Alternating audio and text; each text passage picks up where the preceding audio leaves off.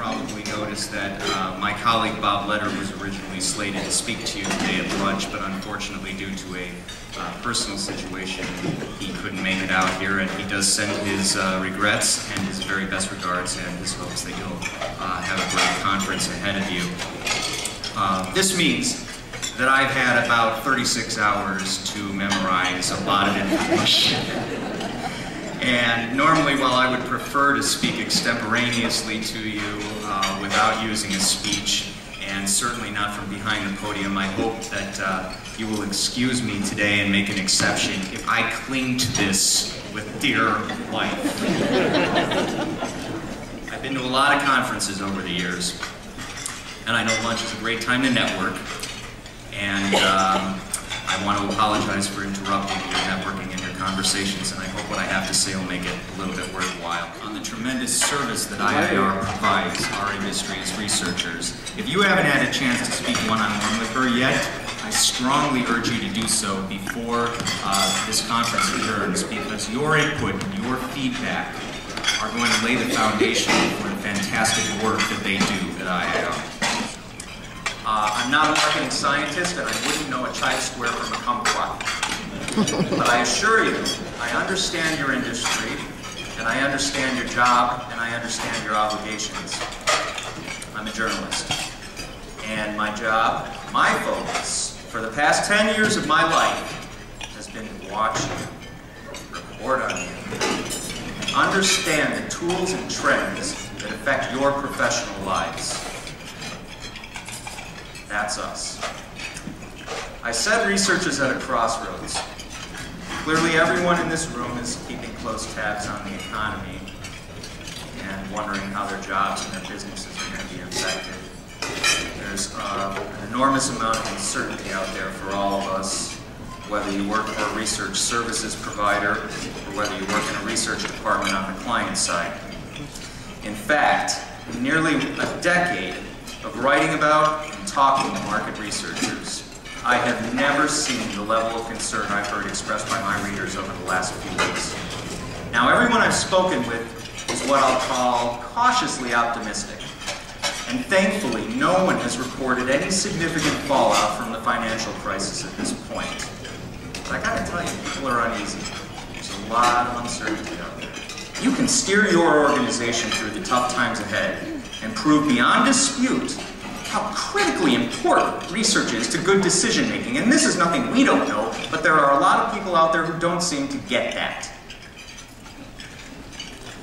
People talk about the seat at the table in research. You've heard it ad nauseum over the years at a lot of different conferences. Why can't I get a seat at the table? Well, this could be a defining moment for all of us. The stakes are high, but the next few months, and I hope not, but possibly the next few years, could prove to be the greatest opportunity this industry has had in decades.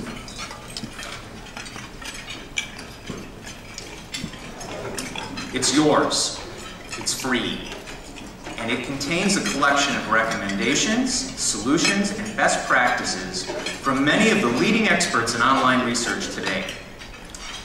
And they believe, as I believe, that it can help insulate you and your clients from making poor decisions based on suboptimal research data. Then you have that little P over there, and that is the group that was invited to join a panel, and then way inside, that's who actually responded to the survey. It's kind of scary to look at, you know, when you really see it laid out like that. I think Pat made a great point when he put that together. This, of course, introduces a lot of questions about representativeness. I'm trying to be discreet here, but it's just not going to work. About representativeness and, of course, biases and all that sort of thing. And the panel and sample providers, okay, before we attack anybody, because this is not about them, well, not entirely, it's partially, but it's everybody's fault, are taking great pains to account for these issues. But there's still a problem. The most widely publicized issues, and I'm sure you've all heard about this ad nauseum, are about the panel and sample composition itself, and that is particularly concerning the incidence of professional respondents. Now, there are a lot of different definitions about professional respondents. Originally we were talking about, the idea was that there were a lot of housewives who were spending their time making money taking surveys, and if you look at the economics of that, it's not happening, it's not possible.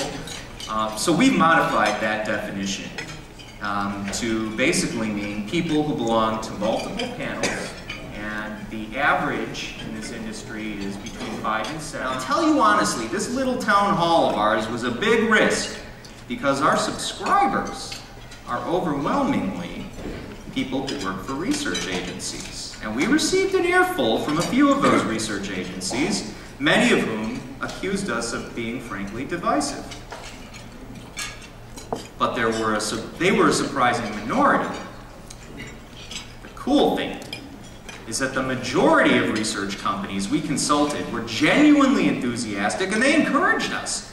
They said, if you can get through to them, if you can make them understand what's happening, we're all for it, go for it, charge ahead. Many of those companies even backed up what they said by providing financial support, offsetting the costs for those meetings.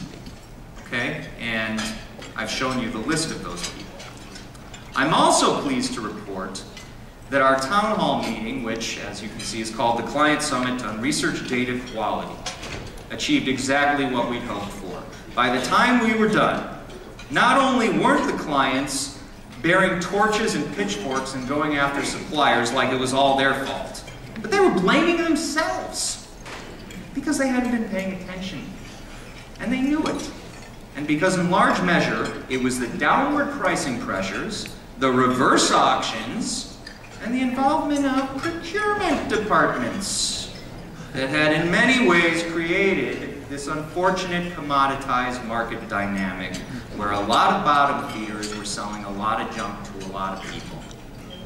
So here's what the clients asked for in order to get involved. And some questions that they could ask their research vendors to understand what was good, what was bad, what they were doing, and why they were doing it. They wanted some metrics, some way to measure the data quality they were receiving on their own, and also to sit down and be able to talk about something that actually has some objectivity with their suppliers. And they wanted some transparency. They wanted some protocols from their vendors. If used properly, this guidebook should help clients get up to speed quickly. It should equip them to better distinguish among panels and providers on quality, which means if you're a provider, you can compete on quality. And hopefully, it should stimulate a lot of collaboration between clients and their research suppliers that they're getting asked these questions. Many of these suppliers have told us that this guidebook is opening up dialogues and enabling relationships with their clients that they have longed to have for years, that it's been incredibly beneficial. The guidebook, I am pleased to announce, has been reviewed by the American Marketing Association's Marketing Research Council, and they are now distributing it to AMA members at marketingpower.org. In closing, let me make clear that this guidebook is not a cure-all. We don't know for certain where the problems lie yet, but we do know there are problems. We don't know the extent of them, but we're going to find out. And that's where this guidebook fits in.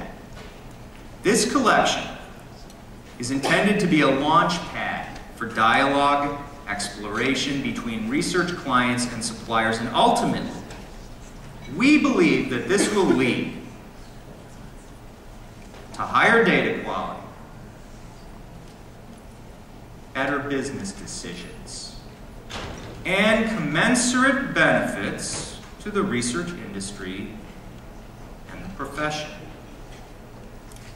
We're reviewing next steps right now with the industry stakeholders that we know that we've been talking with over the last 18 months, and I would love to hear from all of you.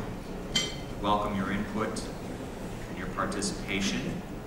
And I would suggest a great way to get involved would be in November in Chicago, because IIR is hosting a third annual Research Industry Data Quality Summit. We're going to start covering this stuff here. We're going to be canvassing ideas there.